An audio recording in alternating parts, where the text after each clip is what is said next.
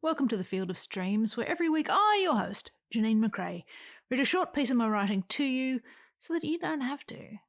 It is my gift to you, and we are coming up to gift-giving season, so it makes sense. Now, I can't promise you much with these missives, but I can promise you this. I will not keep you long, but even if I did, well, just enjoy it.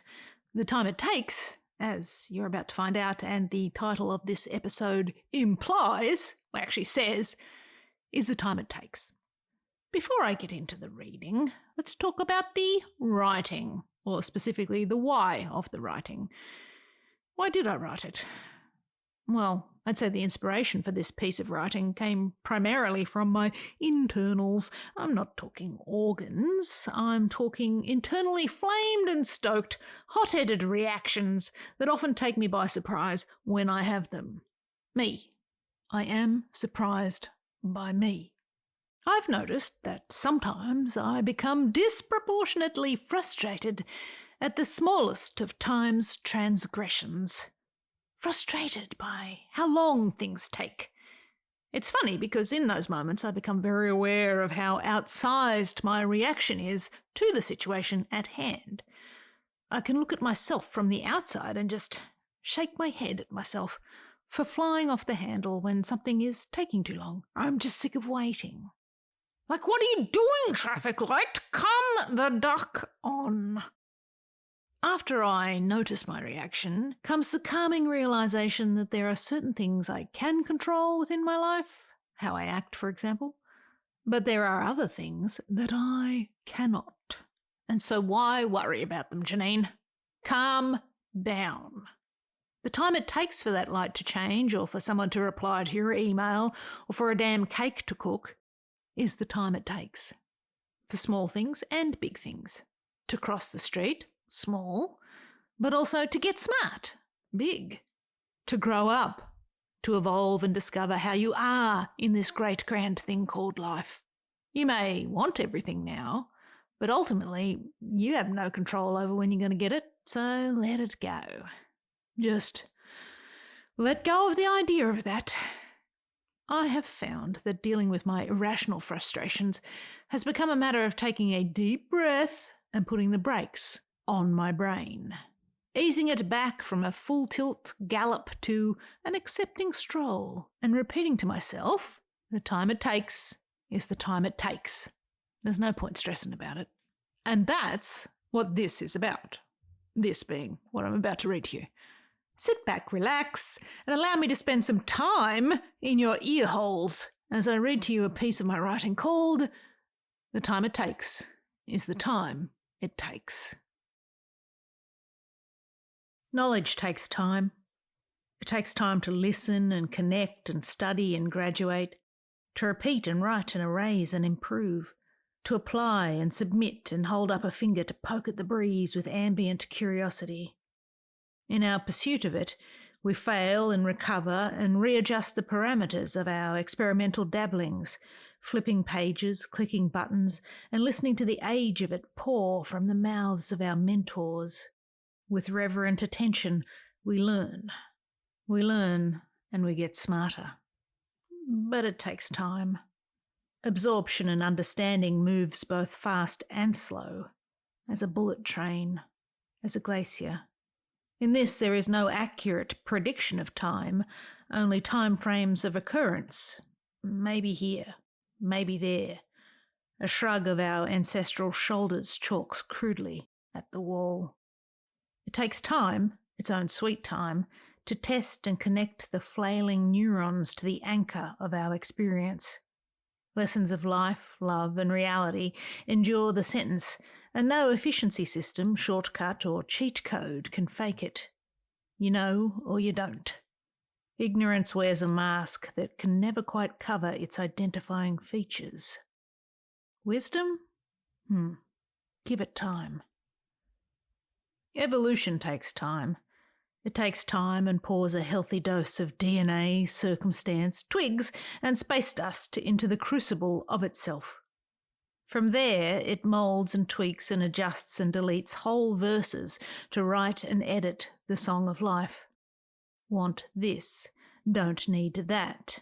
Amplify and de-emphasize. What if we... Where can we... It manipulates genes and strands and fast-tracks the influence of patterns and shapes and climate and environment. Mutations occur. Delete. Anomalies and misprints and noses on elbows and, oh wow, reprint. But it takes time. We meddle and fiddle and thigh-master and infomercial our way through this pit to find our place. Instrumental. No fast tracks without side effects. No clear cuts without dead trees.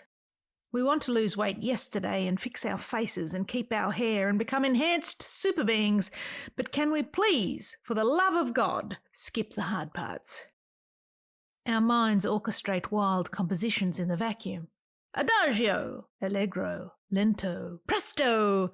A wild ride, we wince as a new cacophony of dysmorphias are played to our audience. Tap the baton against the conductor's podium. Change. Give it time, maestro. Love takes time. It takes time and messes with it like some college dropout doctor mixing medicines in Cupid's basement.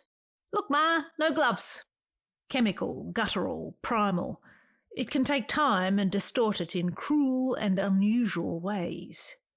It can be warp fast, then treacle slow. It can be subtle and knowable, then unknowable and mean.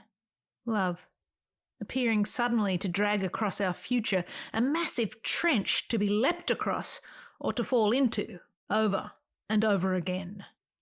And we fall into it fast enough, sure.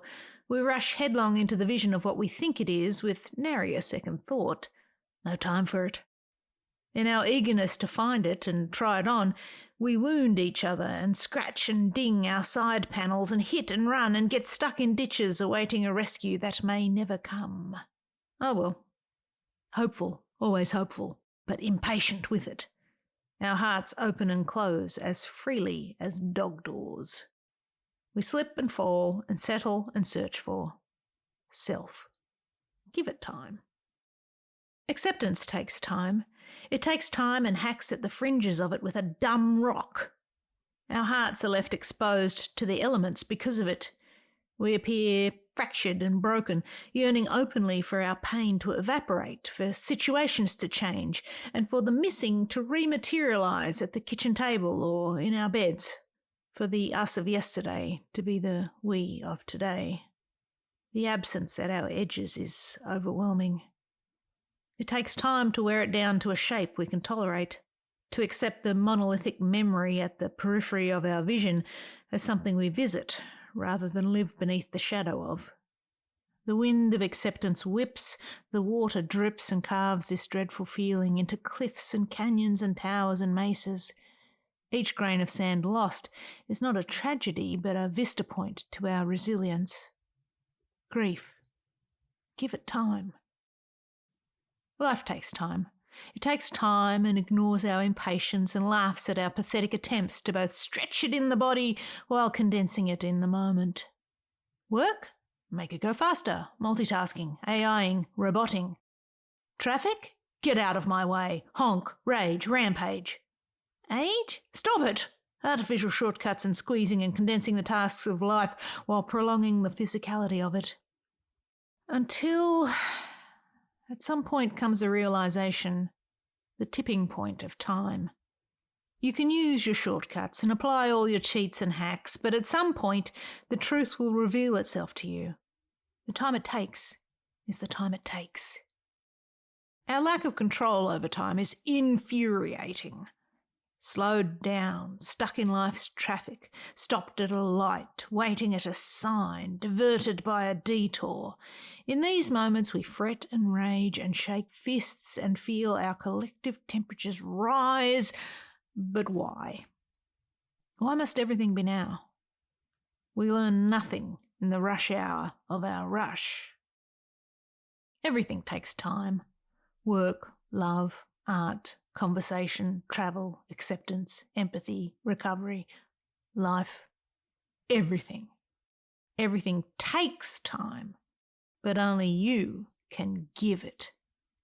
Give yourself time. Time to breathe. Time to think. Time to adjust your thinking about time. So this is how it will go. You will sit in the traffic. You will wait for the light to change. The cars will move, and then you will be on your way. Breathe. Repeat this in your moment of panic. The time it takes is the time it takes. Just give it time. And there you have it. Today's episode. If you get frustrated with the time it takes taking too long, it's possible you just played this at double speed.